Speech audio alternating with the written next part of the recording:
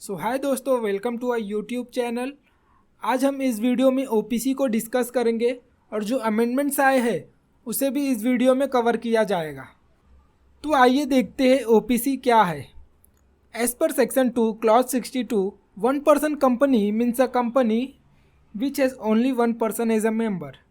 तो हमें नाम से ही देखिए पता चलता है ओपीसी एक ऐसी कंपनी है जिसमें सिर्फ एक ही मेंबर है। तो आइए देखते हैं ये मेंबर के लिए एलिजिबल कौन है, यानी कि ओपीसी का मेंबर कौन बन सकता है। तो सबसे पहले एक इंडिविजुअल होना चाहिए, यानी कि नेचुरल पर्सन होना चाहिए, और उसको मेजर होना चाहिए, प्लस सिटीजन ऑफ इंडिया होना चाहिए वो बंदा। और रेसिडेंट की बात करें तो अगर वो रेसिडेंट इंडिया का है तो भी चलेगा और नहीं है तो भी चलेगा। इसका मतलब ये है कि एक एनआरआई भी इनकॉर्पोरेट कर सकता है ओपीसी इंडिया में। अब देखते हैं कि ये रेसिडेंट इन इंडिया का मतलब क्या है। तो मैं बता दूं, अगर कोई बंदा इमीडिएटली प्रीसीडिंग फाइनेंशियल ईयर में 120 दिन या उससे ज़्यादा रहा तो उसे रेसिडेंट माना जाएगा। ये देखिए, ये नया अमेंडमेंट है। पहले यहाँ पे 182 डेज हुआ करता था, लेकिन अमेंडमेंट के बाद अब इसे 120 डेज कर दिया गया है। अब बात करते हैं नॉमिनेशन क्लॉज की। तो जो शेयर होल्डर या मेंबर है ओपीसी का, उसे एक पर्सन को नॉमिनेट करना होगा जो एज अ नॉमिनी एक्ट करेगा इन केस ऑफ डेथ और incapacity of the original member. It means अगर शेयर होल्डर को कुछ हो जाता है या उनकी डेथ हो जाती है तो ये नॉमिनी उनकी जगह ले लेगा। अब देखते हैं ये नॉमिनी कौन बन सकता है।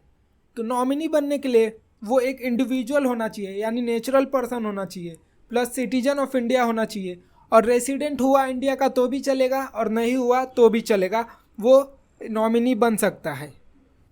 अब बात करते हैं restrictions on membership and nomination की।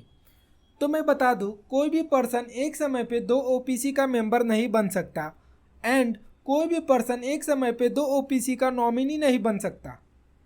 लेकिन कोई भी पर्सन एक समय पे एक ओपीसी का मेंबर एंड एक ओपीसी का नॉमिनी बन सकता है। इसका मतलब ये हुआ कि एक पर्सन एक समय पे एक ओपीसी का मेंबर बन सकता है एंड साथ ही साथ एक दूसरे ओपीसी का नॉमिनी बन सकता है। अब बात करते हैं रेस्ट्रिक्शंस ऑन बिजनेस एक्टिविटीज़ की।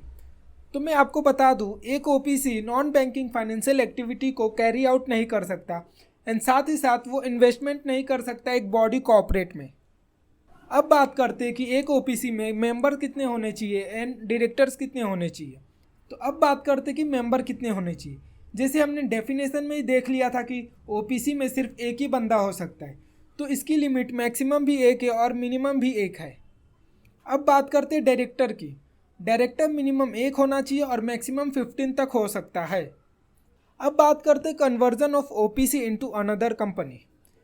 तो हमें यहाँ देखना है कि क्या ओपीसी दूसरे कंपनी में कन्वर्ट हो सकता है। तो आइए देखते। तो मैं आपको बता दूँ कि एक ओपीसी जब चाहे तब अपने आप को प्राइवेट या पब्लिक कंपनी में कन्वर्ट कर सकती है, बट एक ओपीसी अपने आप को सेक्शन 8 कंपनी में कन्वर्ट नहीं कर सकती। It means an OPC can not be converted into a company for non profit.